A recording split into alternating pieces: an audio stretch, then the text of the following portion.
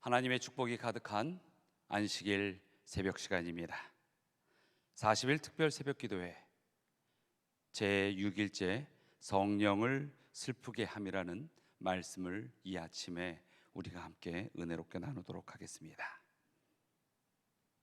우리는 이 땅을 살아가면서 하나님을 믿고 또 믿음 안에 거할 때에 항상 행복한 삶을 살기를 원합니다. 그러나 인간의 삶 속에서 인간의 모든 모습이 항상 행복할 수만은 없겠지요.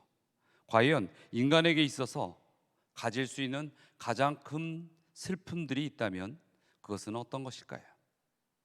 여러 가지의 아마도 제목을 찾을 수 있겠지만 제가 생각할 때에 헤어짐은 그 슬픔의 가장 많은 부분들을 우리에게 던져주고 있지 않는가, 그런 생각을 해봅니다. 헤어짐, 어느 때에는 여러 가지 일들로 인하여 함께 할 수 없습니다. 재정적인 문제 때문에도 그렇고 또 삶의 새로운 길 때문에도 그렇고 서로 마음이 안 맞아서 헤어질 때도 있고 또 때로는 우리가 원치 않는 죽음 때문에 헤어짐을 맞이하게 되는 경우도 많지요. 이러한 이유들을 살펴볼 때에 이 헤어짐의 그 원인의 뿌리는 바로 죄가 아닐까. 이 땅에 죄가 들어옴으로 말미암아 헤어지지 않고 영원히 함께 살 수 있는 우리 인간들이 헤어짐의 고통을 감내해야만 하게 되지 않았을까, 이런 생각을 해봅니다. 또 이 죄는 가장 큰 헤어짐을 우리에게 주었습니다. 그것은 하나님과의 의로운 자녀로서의 관계가 끊어지는 아픈 헤어짐이죠. 그래서 우리는 이 신앙을 한다는 것은 그러한 영적 헤어짐을 다시 만남으로 바꾸는 과정인 것입니다. 우리는 이 새벽 기도에 성령에 대하여 함께 나누고 있는데, 성령을 슬프게 할 수 있는 일들이 혹시 우리에게는 있지 않나요? 과연 어떤 것들이 성령을 슬프게 할까요? 우리가 매일 하나님께 나아가기를 등한히 하고 그의 인도하심을 받기 위해 자원하는 심정으로 기도하는 그 삶의 모습을 그치고 멈춰버리면 성령의 감화력은 우리에게서 약해지고 우리의 신앙은 또한 우리 신앙의 그런 경험 또한 점점 미약해질 것입니다. 결국 헤어짐이 이르러 오는 것이죠. 하나님께서는 우리와의 그 관계를 절대로 강요하지 않으십니다. 그러나 성령의 침례를 경험한 신자들은 그 신자들의 삶은 하나님의 강력한 이 영향력 아래에 놓이게 됩니다. 그때의 성도들은 비로소 하나님께서 그 생애에 하나님의 그 생명된 자녀들의 삶 속에 강권하신다라는 것을 느끼게 되는 것이죠. 하나님은 날마다 우리로 하여금 순종하고자 하는 열정을 우리 마음에 넣어주시고자 하십니다. 말씀 연구와 기도에 또한 더욱 열심을 내기를 그렇게 우리에게 권하고 계시는 것이죠. 성령의 강권하시는 결과로 우리는 의를 좋아하게 되고 반면에 죄는 싫어하게 되는 것입니다. 그래서 헤어짐의 원인이 되는 죄를 드러냄으로 인하여 다시 만남의 회복, 그것이 바로 성령과 함께하는 삶의 회복이 되는 것입니다. 그러나 성령의 속삭임을 소홀히 할 수 있는 자유는 언제든지 우리의 선택에 놓여 있는 것입니다. 우리가 성령의 이 음성에 귀를 기울이지 않을 때 성령께서는 근심하시는 것입니다. 그리고 결국 성령을 우리의 삶 속에서 빼내버리는 그러한 소멸의 과정이 시작되고 마는 것이죠. 바울은 이러한 과정을 피하는 방법으로 성경의 여러 부분에 실제적인 충고를 믿음의 백성들에게 주고 있습니다. 이런 실천적 권면들은 우리의 삶에 잘 적용되어야 하며 성도들에게 성령의 풍성한 임재가 지속적인 경험이 되도록 하는 것이 이 사도 바울의 가르침의 의도였습니다. 자, 그 중에 두 개의 대표적인 권면은 다음 이 성경절에서 좀 찾아볼 수 있는데, 먼저 첫 번째는 에베소서 4장 24절부터 32절의 말씀입니다. 하나님을 따라 의와 진리의 거룩함으로 지으심을 받은 새 사람을 입으라. 그런즉 거짓을 버리고 각각 그 이웃으로 더불어 참된 것을 말하라. 이는 우리가 서로 지체가 됨이니라. 분을 내어도 죄를 짓지 말며 해가 지도록 분을 품지 말고 마귀로 틈을 타지 못하게 하라. 도적질하는 자는 다시 도적질하지 말고 돌이켜 빈궁한 자에게 구제할 것이 있기 위하여 제 손으로 수고하여 선한 일을 하라. 무릇 더러운 말은 너희 입 밖에도 내지 말고 오직 덕을 세우는데 소용되는 대로 선한 말을 하여 듣는 자들에게 은혜를 끼치게 하라. 하나님의 성령을 근심하게 하지 말라. 그 안에서 너희가 구속의 날까지 인치심을 받았느니라. 너희는 모든 악독과 노함과 분냄과 떠드는 것과 회방하는 것을 모든 악의와 함께 버리고 서로 인자하게 하며 불쌍히 여기며 서로 용서하기를 하나님이 그리스도 안에서 너희를 용서하심과 같이 하라. 또 데살로니가전서 5장 14절로 이 19절의 말씀에는 이렇게 이야기하고 계십니다. 또 형제들아 너희를 권면하노니 규모 없는 자들을 권계하며 마음이 약한 자들을 안위하고 힘이 없는 자들을 붙들어주며 모든 사람을 대하여 오래 참으라. 삼가 누가 누구에게든지 악으로 악을 갚지 말게 하고 오직 피차 대하든지 모든 사람을 대하든지 항상 선을 쫓으라. 항상 기뻐하라. 쉬지 말고 기도하라. 범사에 감사하라. 이는 그리스도 예수 안에서 너희를 향하신 하나님의 뜻이니라. 성령을 소멸치 말며.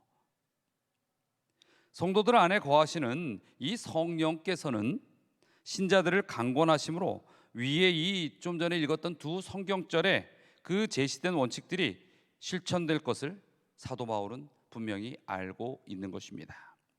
성령의 이 음성에 자신을 복종시키기를 등한시하는 성도들, 성령을 근심케 하거나 소멸할 그러한 위험에 빠질 수밖에 없는 분들이 되는 것입니다.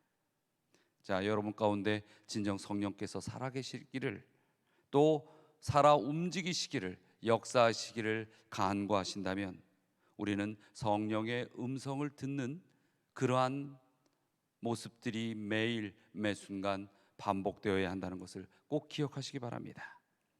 그러나 이 보면은 성령을 근심케 한 사실이 스스로가 이 느껴지고 깨닫게 되었을 때 우리가 꼭 그 순간에 모든 것을 잃은 것처럼, 다시는 아무런 희망이 없는 것처럼 낙담할 필요는 없습니다.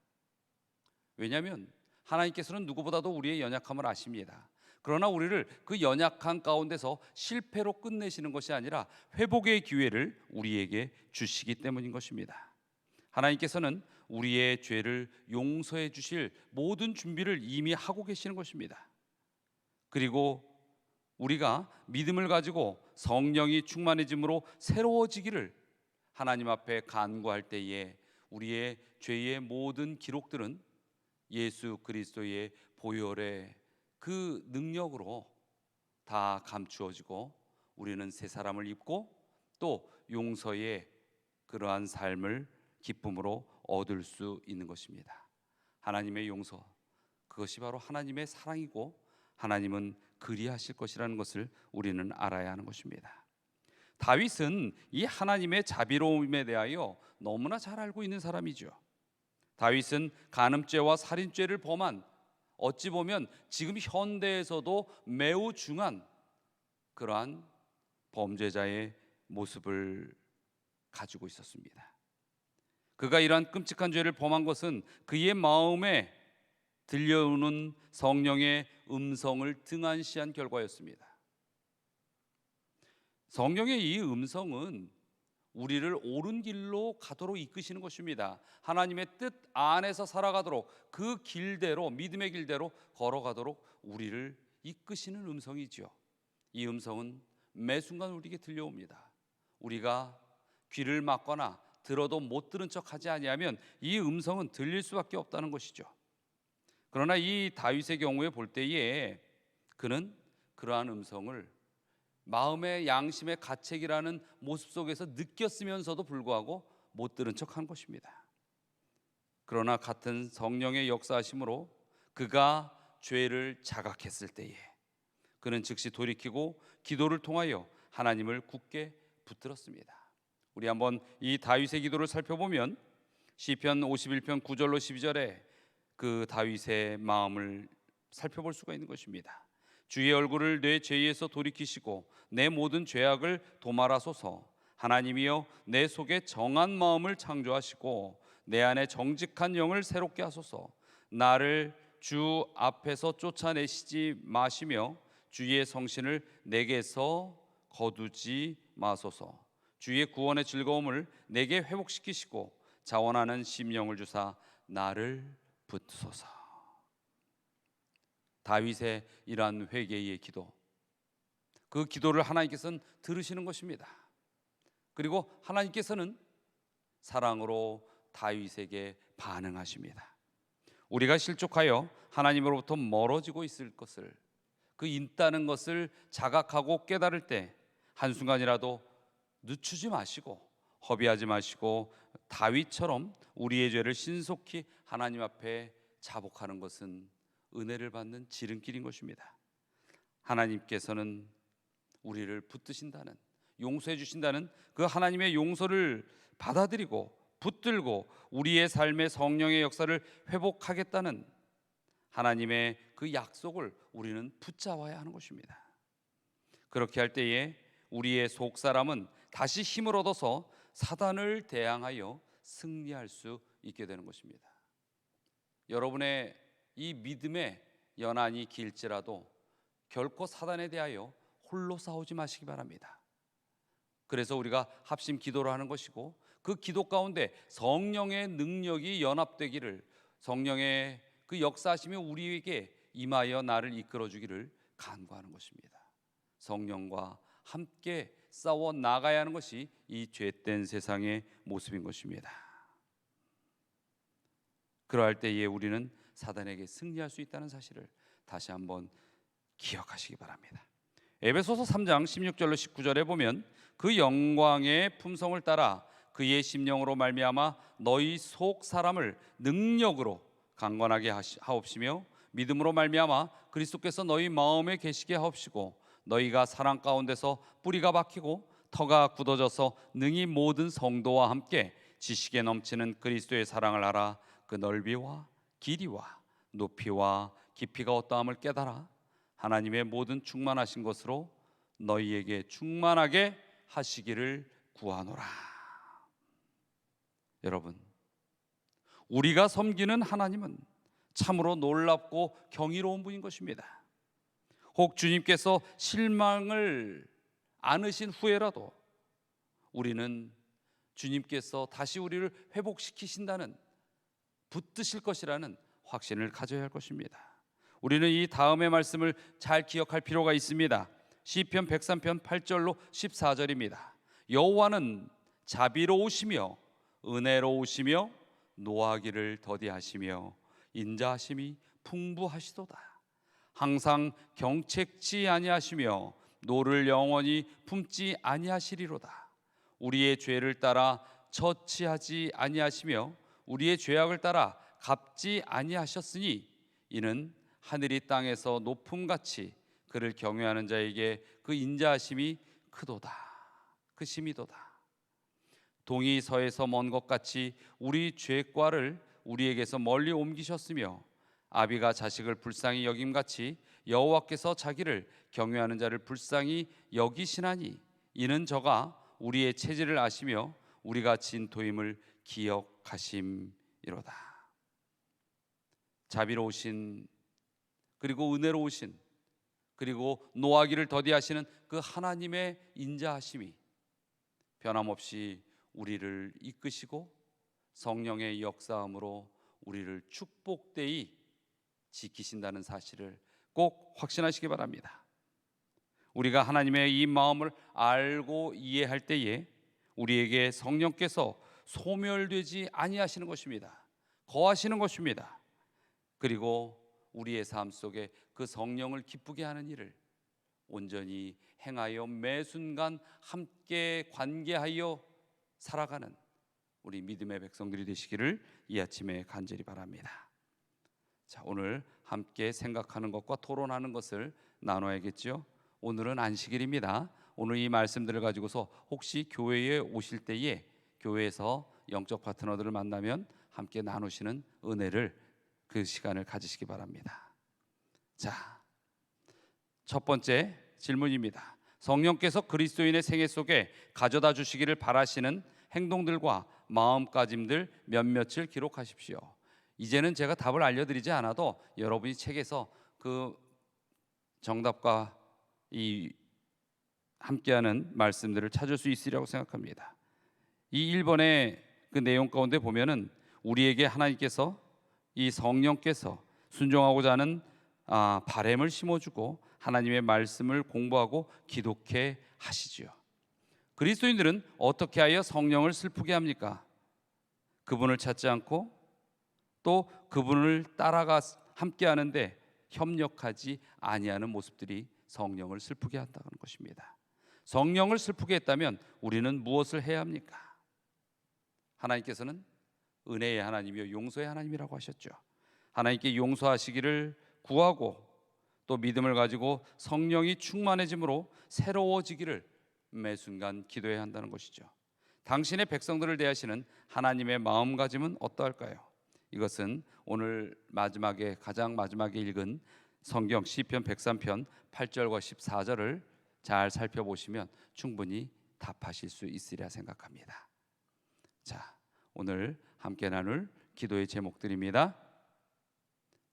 자, 기도 파트너와 함께 다음 제목으로 기도하십시오. 첫 번째, 하나님께서 계속하여 여러분에게 성령의 침례를 베푸시기를. 두 번째, 어떠한 입장에서든지 성령을 슬프시게 한 때에 하나님께서 여러분을 용서하기를 기도하시기 바랍니다.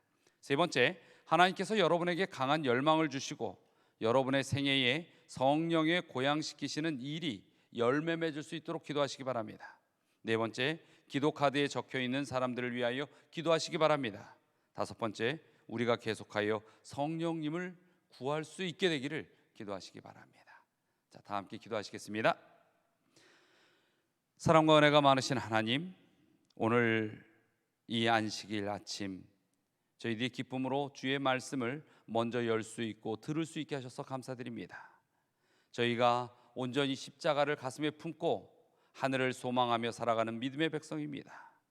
저희로 하여금 하늘까지 가는 여정에 홀로 가지 않게 하여 주시고 성령의 임재하심을 허락하셨사오니 저희가 그 성령의 음성에 귀 기울이지 아니함으로 인하여 성령을 슬프게 하는 그런 일들이 일어나지 않도록 하여 주시옵소서. 오늘 저희들이 성전에서 또 각 처소에서 예배를 드릴 때 성령께서 더욱 강건하시는 은혜의 사랑으로 임하셔서 저희의 드리는 예배가 오직 주님을 깨닫고 느끼고 연락될 수 있는 참 예배가 될 수 있게 하여 주시옵소서. 주님, 이 아침에 저희와 함께 하여 주신 그 은혜에 감사드리며 예수 그리스도의 이름으로 기도드리옵나이다.